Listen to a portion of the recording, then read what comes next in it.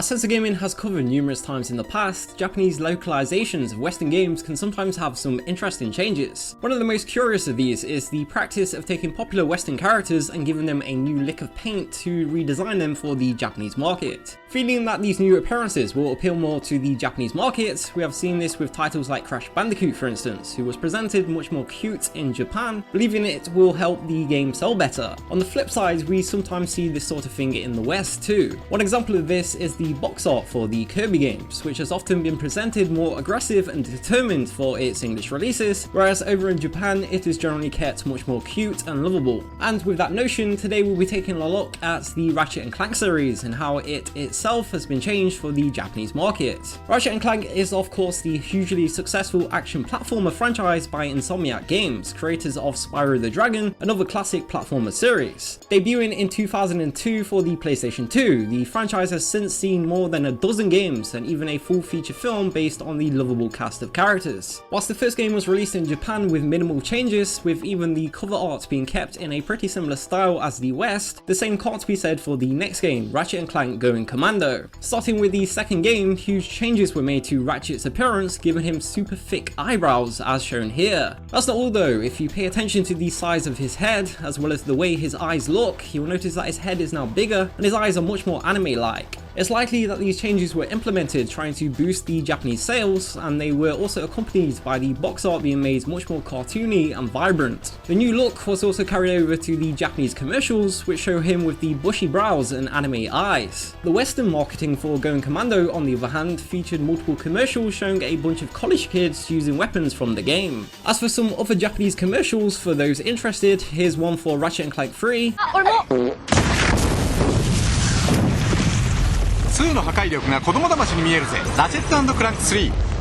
And here's another one for Ratchet & Clank 4.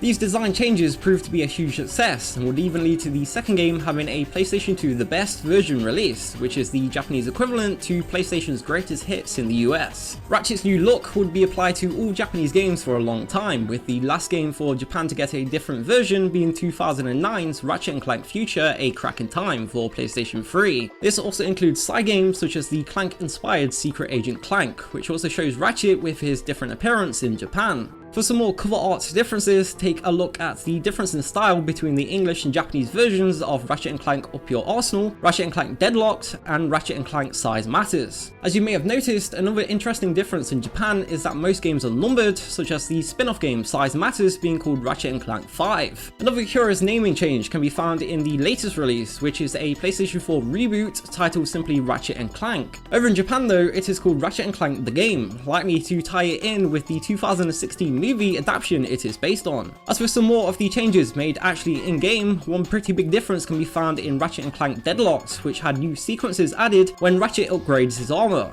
For instance, for his first set of armor, nothing happens in the English version, and it just goes from one scene to the next. Now hold still. Let's just see if I wired that teleportation circuitry right. The new armor you're wearing is standard issue for new contestants. Over in Japan though, じゃあいやいや変身のテストをやるから Going Commando ってパスワードを言ってガガガ Going Commando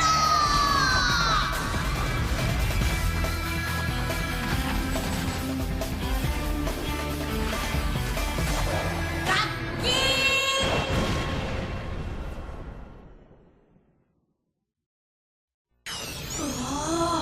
キー君はドレッドスターバトル Next up, for a curious change made to the first game, the Gadgetron vendors were for some reason renamed to Galactron, although this change wasn't made to later games. A few other pieces of text have been altered too, such as the writing on Big Al's shirt, which was changed to Japanese. And for Ratchet & Clank Up Your Arsenal, there was actually an interesting change made to the camera so that it now moves much slower. This is due to believing that Japanese people are more likely to suffer from motion sickness, and similar changes have also been made to other games like Insomniac's first two Spyro the Dragon titles. costumes. Up Your Arsenal also had extra costumes in Japan that aren't available in the West until the much later HD version. These Japanese exclusive costumes were the Sumo, Ninja, Santa and Ape Escape Monkey costumes. Deadlocked also had extra costumes over in Japan, but unlike Up Your Arsenal, these wouldn't be made available in the HD version. The new costumes were a Genome and Saurus costume, and again a Santa and Ape Escape Monkey costume. Also, in case you were wondering, here's how Ratchet sounds in the Japanese versions.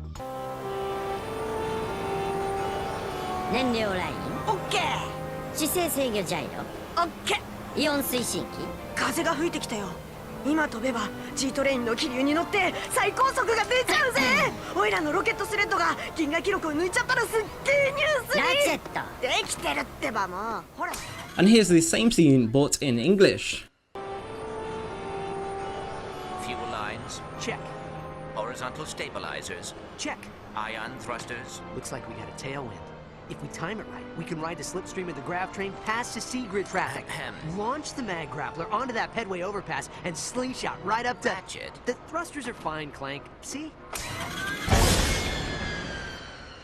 There was another interesting point about the Japanese version of Deadlocked, and this can be seen on the game's box art. You may have noticed that the cover shows Merc and Green with legs, however in the actual game they instead hover legless. This discrepancy can also be seen in some of the game's promotional footage, and so it is likely that this decision to make them legless was made pretty late in development. Like mentioned, starting with the Japanese version of All for One, Ratchet's appearance was for some reason kept the same worldwide. This is despite the game's large popularity over in Japan, with most games prior to this going on to have greatest hits copies released. Later games would still do well though, with the most recent debuting in 3rd place on the Japanese sales chart. Japan would also get an exclusive triple pack that wasn't released in the West, which included Ratchet & Clank Quest for Booty, Ratchet & Clank Full Frontal Assault, and Ratchet & Clank Into the Nexus. Furthermore, Japan also got a Ratchet & Clank manga that was called Ratchet & Clank Bang Bang Bang Critical Danger of the Galaxy Legend. The manga was published starting February 2004 in a bi-monthly edition of the Japanese magazine Koro Koro Comic. The last issue was finally finished in February 2008, 4 years after starting, and to date the manga is still only available in Japan. The latest game was also released in a special edition in Japan which contained the game, a Blu-ray disc of the movie, as well as a special tie-in manga. By the way, if you are interested in checking out any of the Japanese versions, then the import specialist PlayAsia.com still have copies of many of the Japanese games left available, and there will be a link in the description if you want to go check them out. It's also worth pointing out that this isn't a sponsored video, but the affiliate link will show that you support what Censored Gaming is doing and at no extra cost to you. Anyway, that's all we have time for today, but hopefully you have now learnt a few new things about Ratchet & Clank in Japan. If this is something that interests you, the channel also has videos on other games like the Japanese versions of Crash Bandicoot, Jak and Daxter and more. There will be links to those videos in the description, so please go check them out if you haven't already. And if videos like these are something you are interested in, please consider subscribing to the channel, and until next time, thank you for watching.